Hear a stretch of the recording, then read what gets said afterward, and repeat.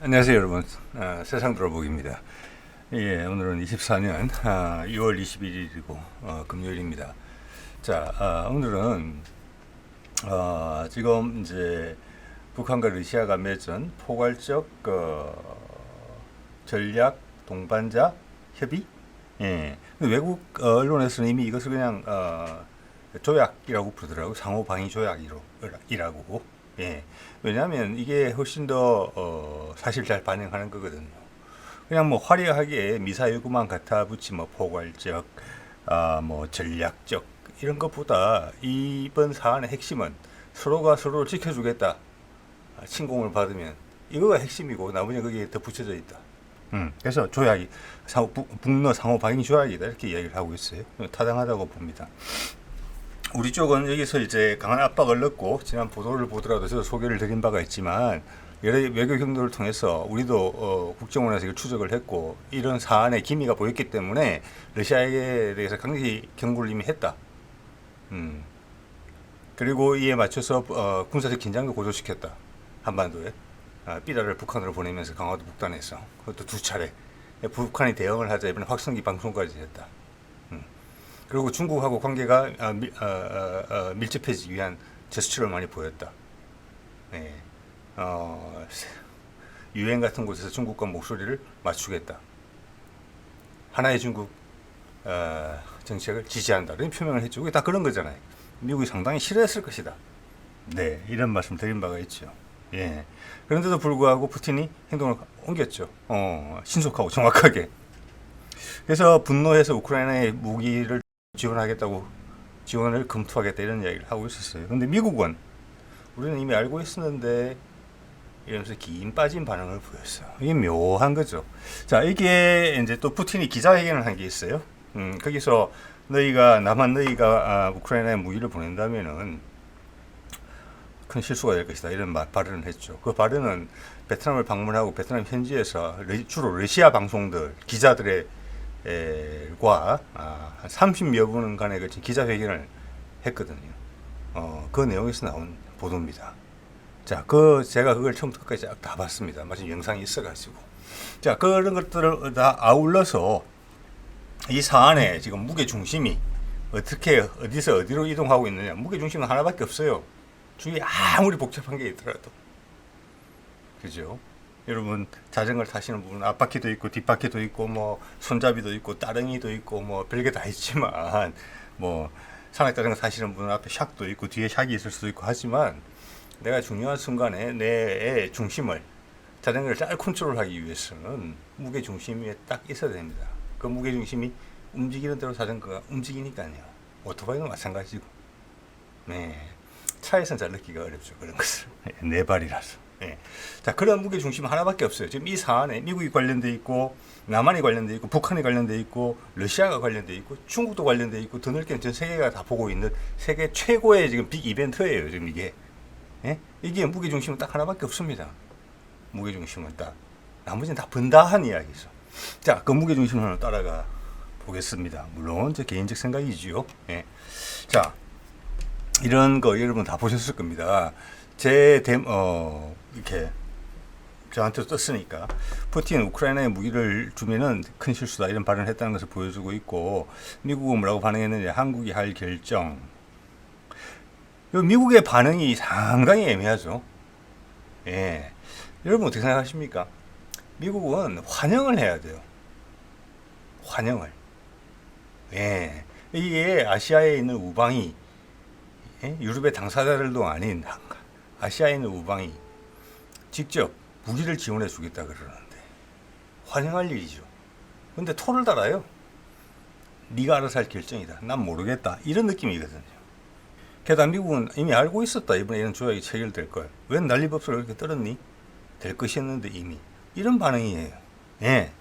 자, 이 로이터 기사가 여러 가지를 설명을 해주더라고요. 보면 로이터 기사를 자주 인용하게 되는데 전 세계 언론 중에서 그래도 가장 폭넓은 기사를 다루고 있고 무게 중심에 가까운 내용들을 다루고 있습니다. 예. 근데 이번 기사는 제목과 내용이 서로 안 맞아요. 딱 뭐가 약간 체한 느낌? 이런 느낌이 드는 기사하고 제목을 어중간하게 적은 것은 이 사람들이 바보가 아닙니다. 하고 싶은 이야기를 있는데 그걸 알리고 싶은데 그걸 그대로 알릴 수 없다. 그래서 좀 뒤틀렸다. 쓰는 기자도 되게 힘들었을 것 같다.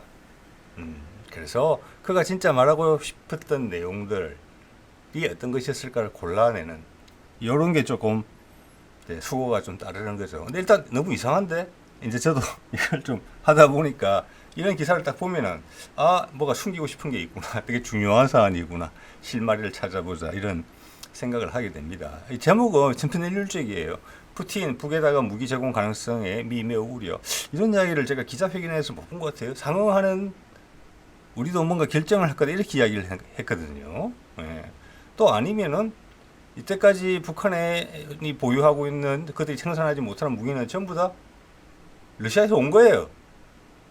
세계 많은 나라들이 그런 것처럼. 그래서 애매한 제목이고 이 내용은 또 이 제목과 또 많이 달라요. 미국이 매우 우려를 하고 있다. 푸틴 북의 무기 제공 가능성에 대해서. 이게 진짜 이 사안의 핵심인가? 이런 생각이 들거든요. 네, 볼게요.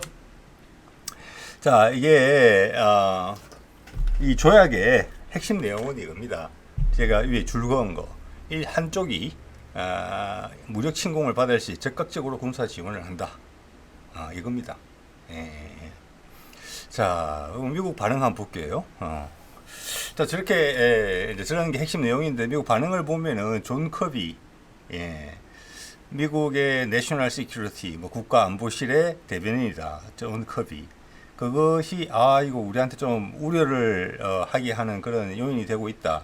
그렇지만 놀랍지는 않다. 이렇게 이야기하면서 뒤에 천편일률적으로 갖다 붙인 거가 있어요.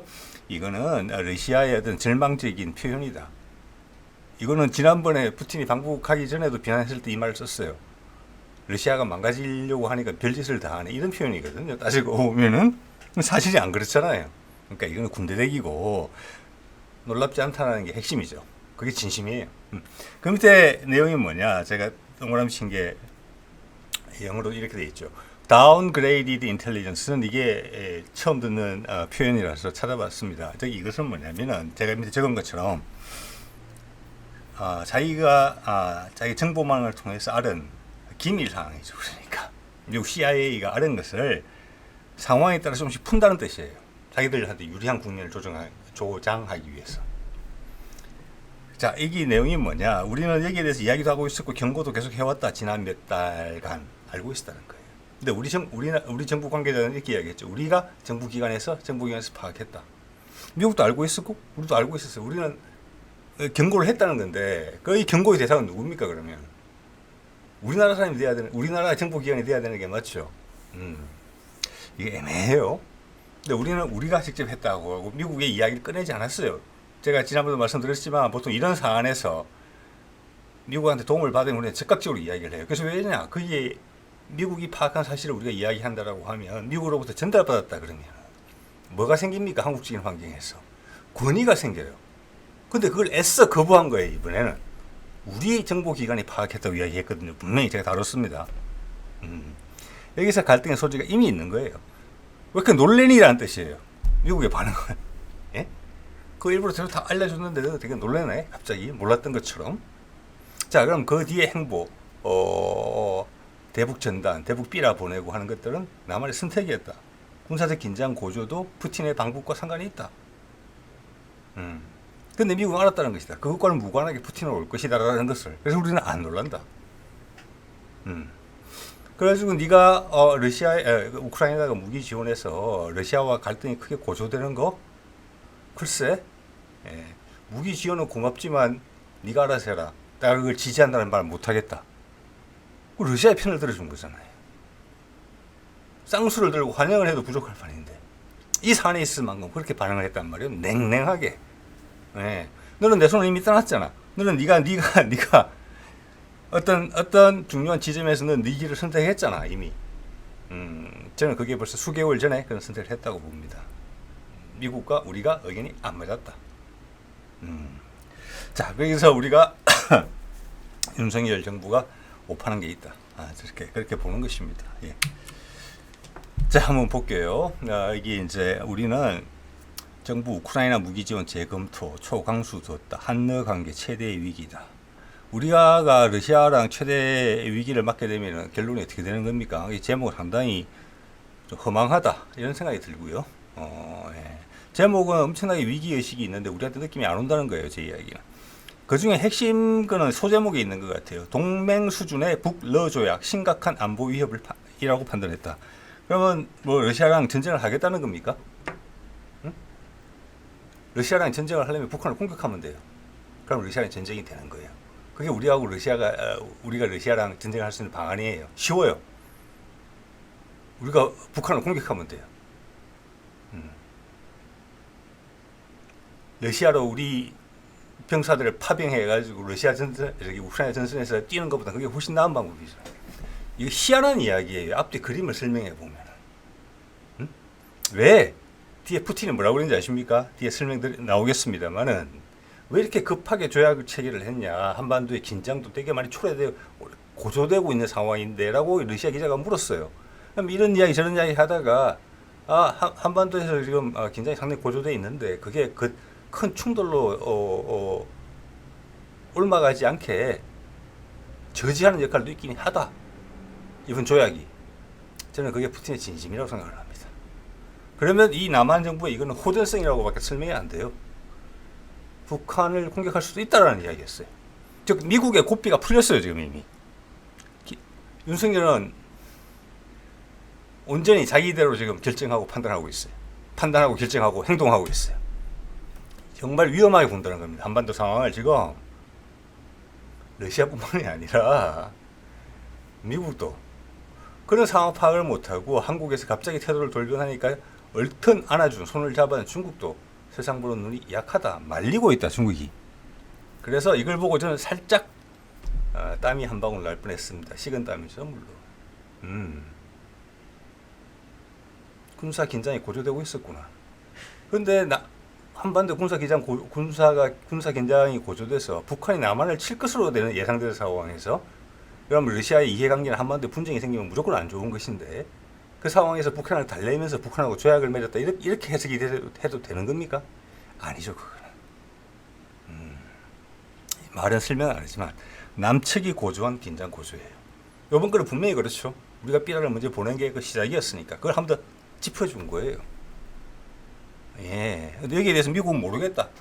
미국 대사가 분명히 강력하게 경고했어요. 군사적 긴장 고조시키지 말라고. 근데 윤석열은 밀어붙인 거예요. 즉 미국의 말을 더 이상 듣지 않는 겁니다 이제.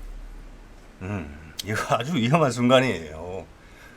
푸틴의 이야기도 돌려 했지만 푸틴이 그 이야기를 인정한 거예요. 그것을 전쟁의 위험이 있다는 거예요 지금. 남한이 주도하는 희한한 일이 일어날 수 있었다는 거예요. 그래서 이번 조약은 그걸 틀어막았다. 왜? 러시아의 이해관계를 지키기 위해서. 이겁니다. 러시아 이해관계가 없는데 지금 우리나라 전 세계도 그래요. 서방 언론도 그렇고 우리 언론도 아마 그럴 겁니다.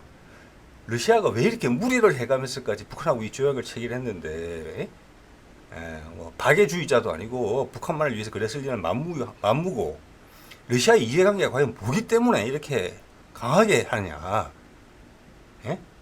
그리고 미국은 왜 이렇게 미온적으로 대응하냐 여기에 대해서 왜 북한의 주적은 미국이죠.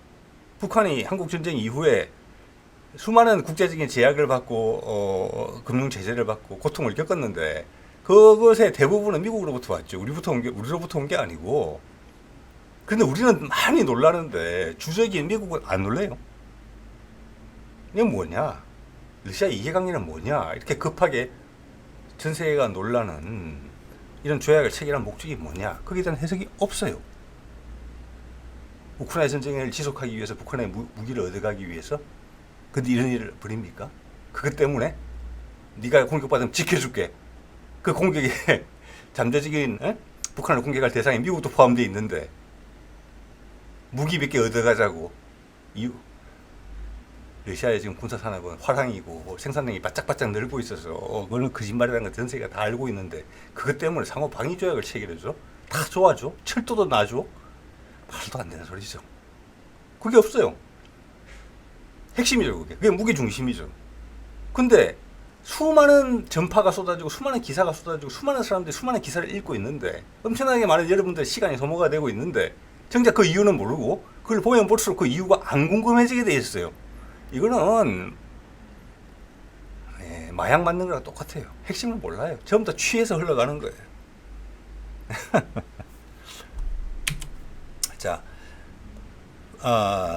매슈 밀러, 이건 미국 국무부 대변인이 또 이런 이야기를 했죠. 좀 전에 아까는 이제 미국 안보실 대변인 이야기를 전해드렸었고, 로이터 기사에서는 이게 뭐라고 했느냐. 우리는 러시아의 침략에 맞서 싸우는 것에 대한 어떤 지원도 환영하지만 그것은 궁극적으로 한국이 할 결정입니다. 똑같죠, 발언이. 안보실 대변인 이야기랑 커비 이야기랑, 예, 두 손 들어 환영이 아니고, 난 모르겠다. 예. 즉 이것은 뭐냐, 미국이 우크라이나에 대해서 무기 지원을 한다, 남한이. 거기를 미국이 압박을 넣은 게 아니다라는 이야기를 하는 거예요. 말릴 수는 없으니까. 나하고는 다르다. 여기서 만약 한국이 그런 결정을 한 다음에 러시아 나를 비판하지 마라, 몸살이는 발언이잖아요. 묘하죠. 자, 오기 전에도 제가 이미 이런 것을 한번 다룬 적이 있습니다. 미국은 되게 공허하게 푸틴 방북을 비난한다. 비난을 해야 되기 때문에 어디서 억지로 이상한 이유를 갖다 붙여서 비난을 했다. 그렇지만 위기의식이 없는 비난이다. 응? 정오심이 없는 비난이었다. 근데 우리의 대응은 달랐다. 아까 말씀드렸죠. 강력히 경고했다. 즉 그것은 남한의 군사적 긴장을 최근에 고조시킨 거, 그리고 중국과 손을 잡은 거, 이런 것들은 이것을 막기 위해서 그랬다. 근데 미국이 거기에 도움을 주기는커녕 방관했다. 네 맘대로 해라. 지금 이런 상황이라는 거예요. 그래서 제가 뭐라고 했습니까? 내용에서 윤석열이 북한과 푸틴으로부터 고립됐다. 미국으로부터 또 고립됐다. 버림받았다. 아니, 자기가 선택을 해서 나왔다. 왜? 한반도의 상황은 이 세 나라가 지금 이해관계가 같다는 거예요. 위로 북한, 러시아, 미국이 전 세계에 관심을 받고 있어요. 미국이 관심을 가진다? 그러면 일본, 유럽이 다 관심을 가지죠. 이거는 인류사에 과장하지 않고 인류사에 엄청나게 큰 이벤트입니다. 거기에서 윤석열이 용감하게 지금 차고 나간 거예요. 중국, 이 상황을 정확하게 이해하고 있다면은 윤석열의 제안을 그렇게 덥석받지는 못했을 겁니다. 좀 더 신중한 반응이 나왔어야지. 근데 마냥 기뻐했거든요. 그래서 이게 급속하게 흘러가는 겁니다. 러시아 기자들이 묻잖아요. 왜 이렇게 일이 빨리 진행되냐?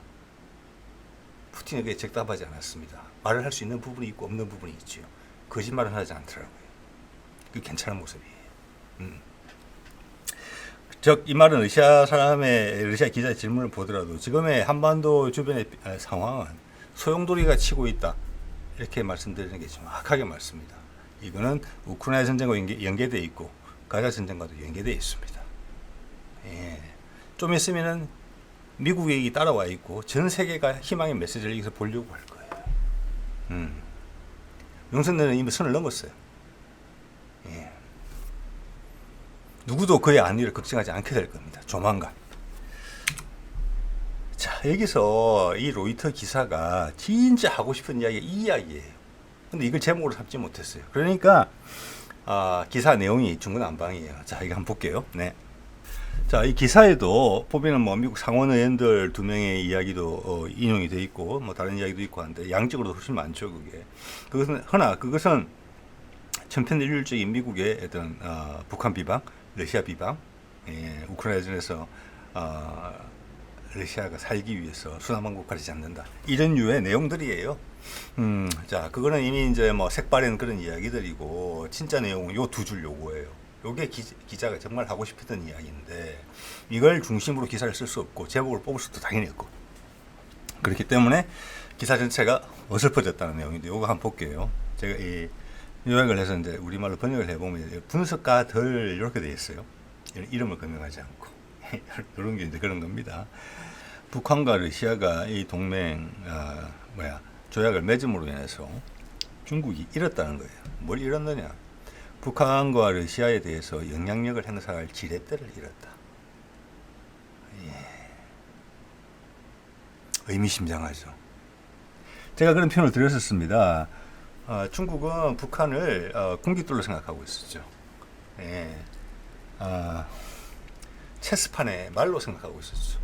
적당히 도와주고 또 너무 도와줘서 키우면 안 되죠. 그러면 독립적으로 판단할 거니까. 예. 적당히 하면 긴장을 불러일으켜요. 그래서 이것을 활용하는 거예요. 서방의 카드로. 어떻게 보면 이제 작게는 한반도를 컨트롤하는 것이고 한반도를 영향력을 컨트롤을 행사하면서 세계에 영향력을 주는 것이고 미국에 대해서 견제하는 발판으로 삼을 수도 있어요.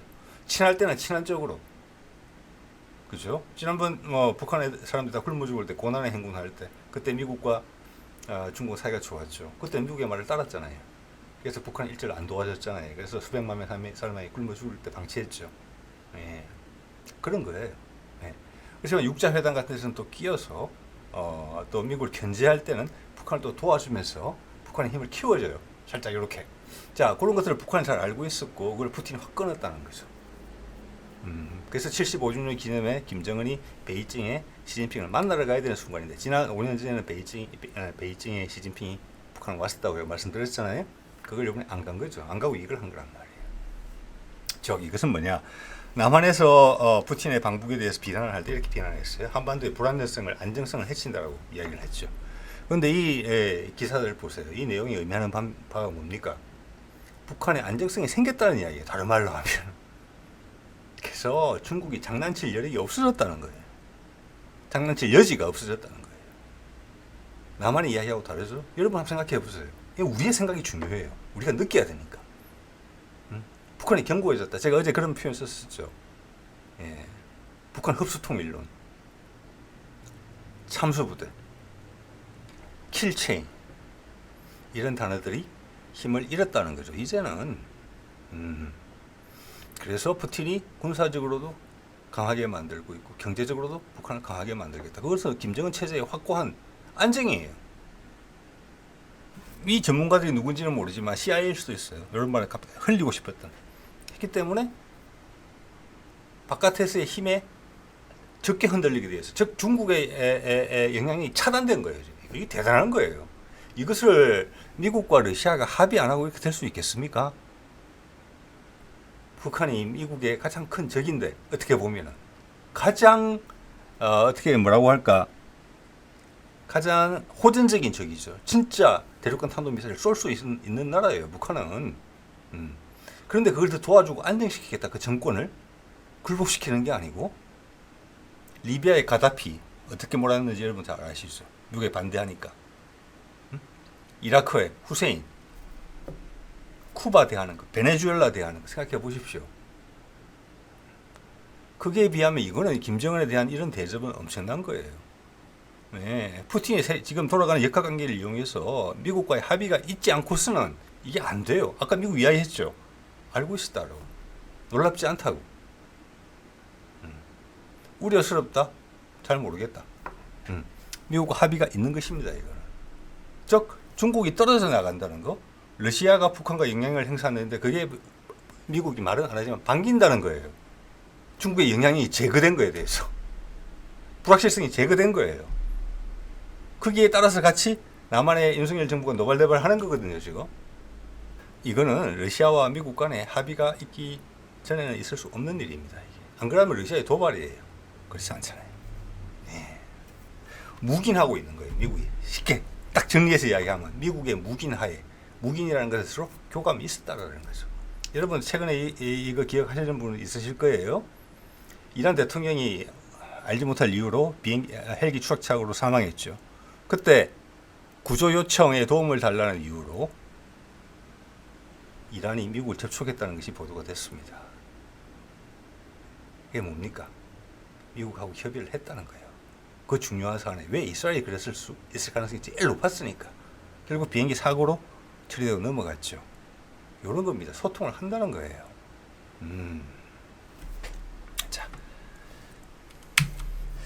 자, 그래서 제가 지난번에 이런 말씀을 드렸죠. 북한에서 중국을 반란했다 이런 표현을 썼는데 정확하게 맞는 표현이라고 생각을 합니다. 예, 남한은 흡수 통일론에 대해서 물을 먹였다. 예, 이렇게 되면은 힘 빠지는 사람들 많이 있겠죠.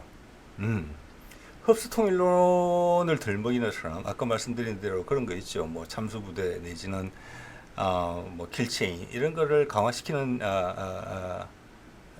돋보이게 하려는 그 세력들은 지난번 이제 일본과의 관계 개선을 환영했던 그런 세력들이고, 우리 뿌리 깊게 얘기지 우리나라 숫자는 많지 않지만 요소에 깊이 뿌려내려 있던 박혀있던 파묘의 대상이 되는 그런 세력들입니다.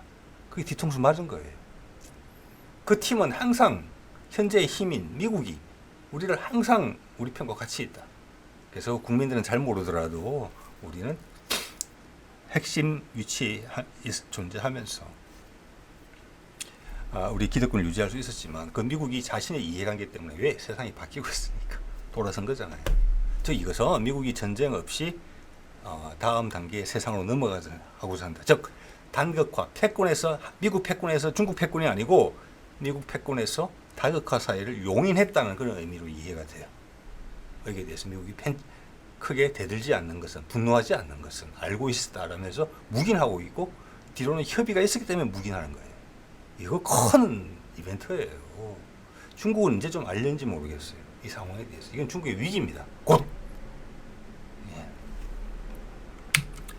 자, 북한을 비난하기는커녕 러시아를 비난하기는커녕 사실 푸틴이 북한을 방문하는 동안 미국이 가장 정성스럽게 공을 들인 건 이거예요. 지금 이 인도 언론에 보도된 이 장면. 낸시 펠로시가 지금 달라이 라마가 사실 인도에 와 있죠. 망명정부라고 해야 되겠죠. 티베트에. 거기를 찾아갔어요. 그래서 말을 뭐라고 했느냐. 달라이 라마 오래 사시라. 중국 주석은 조만간 사라질 것. 엄청나게 자극적인 발언을 했어요. 자, 첫 번째 여기서 하나 유념할 것은 개인 자격으로 한 게 아니에요. 지금 물론 하원 의장은 아니지만 유력한 정치인이라는 것은 분명한 거죠. 거기다가 바이든과 친교가 세요. 여러분 생각해 보십시오. 2년 전인가 우리 윤석열 만나러 왔었잖아요. 그때 타이완 들러서 불을 한번 지피고 중국에 대해서 우리나라 왔었죠. 네, 그때도 이미 미국의 그림만 같았어요. 중국을 공략하되 남한에서는 종전선언을 한다. 그래야만 중국을 자르고 포위할 수 있으니까. 이번에도 같아요. 근데 한반도에서는 이번에 그 역할을 세상이 많이 변해서 푸틴이 와서 해주고, 예? 펠로시는 정치적인 역할을 하러 티베트를 간 거예요. 대단하죠? 예. 이겁니다. 지금은 훨씬 치밀하고 적극적이에요. 힘이 실려 있어요. 집중력이 있거든요. 지금 움직이는 걸 봤을 때. 예. 자, 이 내용을 보면은 첫 번째는 뭐냐, 낸시 펠로시 개인이 간 게 아니고 공화당, 민주당 섞인 의원들이 갔어요. 근데 타이완 방문했을 때랑 비슷해요. 그런데 여기서 지금 한 것은 이제 타이완 거는 살짝 발을 뺐어요. 이 인도 앵커가 이야기하는 게 뭐냐면은 모디도 달라이라마 만나러 가야 된다라고 이야기하고 있어요. 이거 서방권에서 이게 올라탈 수가 있어요. 이 사안에 대해서 지금 그런 움직임이 있거든요. 소수민족 문제, 저도 말씀드렸습니다. 중국을 붕괴시키는 데 있어서 소수민족 문제예요. 티베트 하나가 무너지면은 신장 위구르 가만히 있지 않고 내몽골 가만히 있지 않습니다. 그게 소수민족들, 그게 구소련이 붕괴될 때도 그렇게 붕괴됐어요. 이거 엄청나게 크게 찌르고 들어간 거예요. 이번에는 계획이 서 있다. 왜? 그때는 펠로시 혼자 와가지고 비록 넘버돌이지만 윤석열을 만나겠다고 했을 때 윤석열한테 담대한 구상하라고 이야기하려고 왔던 거잖아요. 그러니까 안 만난 거 아니에요. 그러다가 한 1, 2주간 두드려 맞은 다음에 결국 담대한 구상을 뱉어내긴 했지만 이번에는 그거보다 훨씬 더 치밀해요. 북으로 푸틴이 와서 한반도 상황을 결정해버렸잖아요. 중국을 잘라버렸잖아요. 그게 정확하게. 그때보다 훨씬 임팩트가 크죠. 2년 전보다. 스케일도 크고. 그래서 제가 힘이 실려있다. 집중력이 있다라고 보는 거예요. 승부를 걸었다라고 보는 거예요. 미국 전체 탑의 순회층 입장에서는 러시아의 푸틴이 방북해가지고 무슨 상호 방위 조약을 맺든지 상관이 없었어요. 관심이 없었어요. 이때. 그래서 그냥 천편일률적인 비난만 쏟아냈고 우리 알고 있었다 이미. 이렇게 이야기해버리고 말은 거잖아요. 대신 여기에 엄청난 에너지가 실린 거예요. 자, 이거 여러분 이거 제법 중요할 것 같아요. 지금 사실 달라이라마는 늙어서 힘이 없어요. 그런데 이제 어떻게 보면은 죽을 날만 기다리고 있는 상황인데 갑자기 불이 옮겨 붙은 거예요, 지금 여기. 이거 활용하는 거죠. 미국과 서방이. 인도도 올라타는 거예요. 왜? 힘이 실리는 걸 느꼈거든요. 이걸 하면 모디가 이번에 인기가 많이 줄었죠. 예, 그리고 미국 쪽에서 견제를 하는 부분이 있어요. 예, 그 시크 교도 지도자 살해한 건 때문에 그거 서로 입맛이 맞는 곳이 생긴 거예요. 공통 관심사가. 달라이라마예요. 그래서 앵커 이야기하는 거예요. 7월 6일이 생일인데 모디가 지금 달라이라마를 안 만났던가 그래요. 아직까지 전화를 하고 그랬는데 가서 만나라. 이 7월 6일 생일에 대만 사람들도 많이 올 가능성이 있고 서방의 사람들이 올 가능성이 있어요. 전 세계적인 분위기를 불러일으킬 수 있어요. 여기에.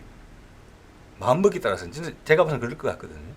어차피 우크라이나전은 지금 뭐 그게 피스 서밋이든지 뭐든지 김 빠지는 행사인 것은 미국 스스로도 알고 있어요. 그냥 하는 거예요. 그거는 이게 힘이에요. 말 이렇게 자극적으로 했었잖아요. 2년 전보다 훨씬 강력합니다. 이거 지금 시진핑이 많이 고민스러울 거예요. 이제 알았을 거거든요. 푸틴이 북한의 김정은과 상호방위 조약을 체결함으로써 내가 더 이상 북한을 가지고 놀 수 없게 됐구나. 이걸 알았을 거란 말이에요. 네. 자, 푸틴 기자회견 중에서 오늘 내용과 관련된 거 몇 개 소개해드려 볼게요. 기자회견을 했는데 너 이렇게 빨리 했냐 이렇게 대해서 푸틴이 계속 이렇게 답을 합니다. 예전에 우리가 맺었던 조약이 있었는데 그게 다 그 기간이 만료됐기 때문에 갱신을 한 것이다 이런 이야기를 해요. 최근에 이제 사우디하고 미국하고도 50년 된 계약을 갱신했죠. 그러면서 페트로달러권을 날렸죠. 우리 그런 거다. 그때도 이런 내용들은 다 있었던 것이니까 새로울 게 없다라고 계속 말을 해요. 왜냐 그것은 이 시점에 내가 급하게 이걸 한 데에 대한 이유를 말해주기는 어렵다라는 게 사실 깔려 있어요. 왜? 러시아 기자들이 그렇게 생각을 못 하거든요.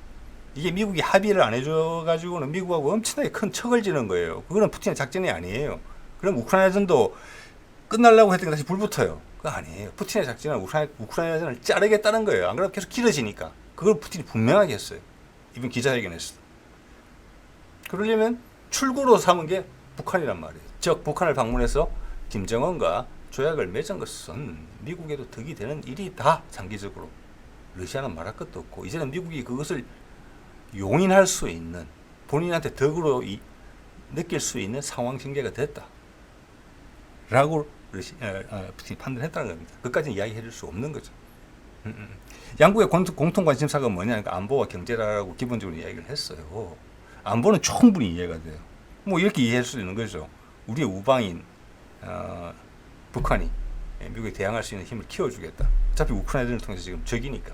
이렇게 단순하게 생각하면 그 말은 이해가 되는데 경제는 뭐가 도움이 되느냐 그러면 북한의 시장으로서의 무슨 의미가 있느냐? 의미 없죠. 그러면서 이거 북한에서 이 조약 체결하고 나서 각자 그 조약에 대해서 김정은도 한참 이야기를 했고 푸틴도 한참 이야기를 했어요. 푸틴이 한참 이야기하는 내용 중에 나온 게 뭐냐? 그중 하나만 소개시켜 드릴게요. 러시아 회사가 관여해서 러시아의 국경 도시인 하산에서 북한의 나진까지 철도가 거의 완공이 됐다. 아 그래?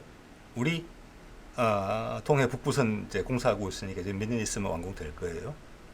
이제 이어면 되는 거예요. 몇 년 안에. 그럼 동해안을 통해서 연결되는 거예요. 그러면서 푸틴의 말 중에 제가 좀 이상하다고 느낀 게 뭐냐면은 푸틴이 이렇게 얘기를 했어요. 그래서 나진까지 그래서 요 철로를 이용해서 러시아의 석탄을 실어 날라서 나진항까지 가져와서 나진항에서 배에 싣고 중국에 수출했다. 이렇게 내용을 해요. 이야기를 해요. 성과를. 이런 게 의미 있습니까? 그 정도권이면은 그냥 블라디보스토크 항에서 큰 선박들 있잖아요. 광물 옮기는 선박. 거기다가 실어서 중국 가면 되는 거지. 왜 나진까지 와가지고 거기서 애써 그것 때문에 철도까지 건설해서 그렇게 했느냐? 아니에요. 그거는 하나의 예로서 보여준 거예요.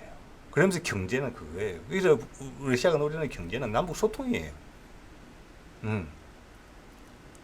남한으로 연결시키겠다는 이야기를 한 거라고 저는 봐야 된다고 봅니다. 강하게 돌려서 이야기했어요. 이것이 우리가 보는 끈이다. 그리고 그 밑에는 뭐냐? 가스관, 석유관 묻어서 온다. 남한만을 위해서 그러면 그게 되겠냐? 아니죠. 그거는. 남한을 통해서 갈수록 뻗어간다. 그래서 한반도의 전략적 안정성이 엄청나게 중요하고 항구적으로 여러 가지 경로가 있죠. 중국을 갈 수도 있고 통해서 갈 수도 있고 한반도 통해 갈 수도 있고 일본 통해 갈 수도 있어요. 근데 현재 상황에서 보면 한반도 상황이 제일 어려워요. 왜? 남북이 대치 국면이니까. 근데 거기를 선택했다는 이야기를 하는 거예요. 왜? 장기적으로 러시아의 100년 대결을 감안했을 때 이게 제일 안정적인 파트너가 될 수 있을 것이라고 생각한다라는 그 결론을 이렇게 돌려서 이야기한 거예요. 네, 의미심장합니다. 우리도 동해선 공사 지난번 문재인 정부 때 불 당겨서 지금 거의 다 이어붙었어요. 1, 2년 있으면 다 될 겁니다. 예. 그래서 그때 이전 정부에서 그런 이야기를 했었죠. 여기 강원도 괜찮아질 것이다. 왜? 거점이니까. 국경과 국경을 넘어가는 거점이기 때문에 거점으로 이미 누리는 특혜를 많이 강원도가 누리게 될 것이다. 아무도 그 말을 중요시 생각하지 않았습니다. 저는 엄청나게 중요한 메시지였다고 생각을 하거든요. 그래서 강릉에서 하자는 행사를 사람들 많이 모이는 강릉이었을 거예요. 속초가 아니라 강릉에서 행사하자는 것을 굳이 국방분계선 안에 있는 것까지 차 한 번 더 갈아타고까지 가서 거기서 행사를 했어요. 북한과 가장 가까운 마지막 기차역에서 상징성이죠. 그리고 이야기했죠. 어느 순간 문득 통일은 다가올 거라고. 제가 그 말 정확하게 기억하고 있습니다. 왜? 저는 그냥 허황된 정치적 멘트가 아니라고 판단을 했기 때문에 그랬습니다. 예. 자, 남한이 얘기 예민하게 반응한다는 이야기가 있으니까 푸틴의 첫 번째 반응이 이렇게 나왔어요. 남한이 북한 침공할 거 아니잖아. 왜 걱정을 해? 침공할 거야? 여기 지금 자막이 일목요연하게 안 돼 있어가지고 주요 키워드로 배열된 것으로 생각을 하시면 될 것 같습니다. 제가 이제 이 30몇 분짜리 기자회견인데 그 링크는 제가 동영상 설명란에 걸어 놓겠습니다. 관심 있는 분들은 그걸 살펴보시면 될 것 같아요. 자, 왜냐하면 이제 상호방위 조약이 내가 공격받았을 때라는 전제가 있기 때문에 그런 것이다 라고 이야기를 했고, 또 이제 기자가 물었어요. 남한 정부가 발끈하면서 우크라이나에 공격 무기를 보내겠다고 하는데 어떻게 생각하느냐. 즉 이 내용이 지금 이제 언론에 많이 보도된 그 내용이에요. 키워드가 있습니다. 이게 빅 미스테이크이다. 그렇게 하면은 큰 실수다라고 이야기를 했죠. 그리고 그렇게 되면 우리는 거기에 상응하는 조치에 대해서 결정을 내릴 것이다. 그렇게 이야기를 했고, 여기 이제 재밌는 표현이 있어요. 그 상응하는 조치의 결과는 뭐냐면은 현 남한 정부의 수뇌부가 그렇게 유쾌하지는 않을 그런 사안들이 될 것이다. 이 점에 대해서는 푸틴하고 김정은이 2시간 동안 독대를 했단 말이에요. 거기서 논의가 됐을 수 있다고도 봅니다. 왜냐하면은 이제 이 조약, 새로 맺어진 조약의 가장 첫 번째 도전이 바로 올 것이라고 예상하는 게 어렵지 않거든요. 왜냐? 푸틴이 이제 방북하기 전에 우리 쪽에서 한 행동을 보면 긴장 고조 행동을 했기 때문에, 자, 그 정도까지는 푸틴의 스타일을 봤을 때는 계획이 있다. 그래서 제가 여기에서 눈길이 가는 단어가 현재의 커런트라고 했어요. 우리 대통령은 5년마다 바뀌잖아요. 그리고 이 이야기는 과거 때부터 오래전부터 해왔던 거고, 사실은 김대중 정부 때부터 이야기가 됐던 거예요. 그래서 김대중 정부는 김대중 정부 때 맞닥뜨리는 일을 해냈고, 그 다음 민주당 정권을 거치면서 계속 진전되어 온 거예요. 그 다음 노무현 때는 노무현 때 일을 또 한 거예요. 그 문제, 왜냐하면 세상이라고 나의 의지가 맞아가야 되잖아요. 어떻게 보면 세상의 일은 하늘의 뜻이고, 사람이 할 일은 사람이 하는 거예요. 그 두 개가 맞아야 돼요. 내가 할 바를 다 하고 하늘의 뜻을 기다린다고 할 때 하늘의 뜻이 그런 겁니다. 문재인 때는 문재인의 일을 한 거예요. 자, 푸틴은 그 사람들하고 다 이야기를 해봤어요. 제가 지금 금융한 모든 사람들하고, 맞죠? 직접 만나거나 아니면은 다른 경로를 통해서 한반도 사안에 대해서 의사소통을 했을 거예요. 그래서 지금이다 판단을 했고, 이것을 초래한 미국의 패착이 있었죠. 우크라이나 전쟁. 우크라이나 전쟁이 없었으면 이렇게 안 됐을지도 몰라요. 그래서 세상은 100% 나쁜 일은 없는 것 같습니다. 우리가 윤석열을 맞이한 것도 마찬가지예요. 좀 아픔이 있겠지만 더 빠른 돌파구를 만드는 그런 역할을 할 수도 있어요. 우크라이나는 지금 그랬기 때문에 푸틴에게 올 수 있었던 거잖아요. 미국이 확 덜컥 주저앉았기 때문에 더 이상 안 주저앉기 위해서 정신 차린 거잖아요. 자, 그런 부분이 있죠. 그래서 뭐 세옹지마 이런 거 생각하시면 될 것 같아요. 그래서 현재의 리더십이다. 이 리더십이 바뀌면 달라졌을 수도 있다. 의견이. 과거에 리더십은 안 그랬었거든 내 기억으로. 이런 이야기를 다 복합적으로 해요. 자, 이런 걸 통하면 뭐냐? 이 자체가 윤석열이 고립된다는 거예요. 푸틴한테 어떤 취급을 받고 있는지가 이미 결정됐다는 거예요. 미국한테 어떤 취급을 받고 있는지 결정된 거고. 중국은 수석거리기 시작하죠. 중국은 진심으로 윤석열을 도와주지는 않습니다. 와서 친한 척하니까 받아준 거예요. 중국은 서방이 본격적으로 힘을 소수민족 문제에 걸고 넘어지면 힘들어질 겁니다. 아주 많이. 그때 되면 윤석열 신경 쓸 여력가 없어요. 네. 자, 이게 뭐 나름 예리한 질문이 있죠. 이 기자가 한반도의 긴장이 고조되고 있는데 상호판 이슈학을 체결하면 어떡하냐. 왜? 이 말은 러시아적 관점에서 하는 질문하는 거예요. 제가 이해하기로는 뭐냐? 지금 남북한이 꼭 싸움이 날 것 같은데 이때 조약을 체결해 주면은 러시아가 파병을 해야 될지 모르잖아. 이게 이야기를 하는 거예요. 지금 우크라이나하고도 전쟁을 하고 있는데 예? 충분히 젊은 기자가 물을 수 있는 질문이에요. 자, 푸틴은 어떻게 돌려치느냐 이것을. 그렇기 때문에 한반도 긴장 고조가 충돌로 안 이어지게 막는 역할도 있다 이번 조약은. 그러면서 인정해 버린 거예요. 자, 이 긴장의 출발이, 긴장의 방향이 어디에서 어느 쪽이냐라는 것에 대해서 푸틴이 생각을 이야기해 준 거예요. 예, 이거 대단하죠? 자, 미국과 윤석열이 갈라졌다 그러면 지난 제가 계속 몇 년간 말씀드렸습니다. 윤석열 정부 들어와서 미국이 우리하고의 군사적 합동훈련을 대폭 늘렸는데 그 이유는 남한을 단속하기 위해서 그런 것이다. 왜? 윤석열의 성향이 북한을 칠 수도 있기 때문에. 예, 그런 말씀 드렸죠. 그래서 윤석열이 고삐를 미국이 약해지니까 고삐를 뽑아버리고 눈 질끈 감고 버린 거에 된 것도 그런 거에서 오는 거예요. 그 다음부터 이제 공격적인 행보를 선보인 거죠. 네. 그러니까 지금 몇 개월 안 됐어요. 그렇게 된지. 그걸 푸틴도 그렇게 이야기하고 있는 거예요. 인정해주고 있어요. 그 상황을 지금. 네. 자, 이렇게 되면은, 러시아, 북한, 미국, 그리고 그 뒤에는 그 셋이 대표하는 전 세계를 따지면 얼마나 되겠습니까? 중국 빼고 다 할 거예요, 아마. 전 세계 다. 중국 빼고 전 세계가 다 지지할 거예요. 일본은 무조건 따라와야죠. 어쩔 수 없이. 아베 같았으면 도시락 싸갖고 다니면서 반대했겠지만. 예. 그 길을 윤석열이 맞서고 있는 거예요. 중국이랑 끈을 잡으면서 버티려고 하는데 정말 세상 돌아가는 걸 잘 모르고 있다. 현재 정부는. 예. 그거 안타깝다. 나서 미치겠다. 이런 이야기를 푸틴이 한다고 저는 봅니다. 미국도 마찬가지고. 자, 우크라이나 전 같은 경우는 마쿠 협상이 진행 중이다. 이런 이야기를 했어요. 예. 여러 가지 관련된 여러 가지 이야기를 했는데 핵심은 이렇습니다. 자, 이것은 저는 CIA가 전면에 나서서 이야기를 하고 있다고 봐요. 예. 눌란드가 나간 이후로 네오콘은 전면에서 물러났다고 저는 봅니다. 예, 그래서 CIA 빌 번즈 지금 일 처리하는 게 그래요. 빌 번즈는 말씀 여러 번 드립니다만은 주 러시아 대사를 했었고 푸틴이 높게 평가를 하는 사람이에요. 지략가예요. 그가 전면에 있다. 지금 움직임 짜임새가 그렇다.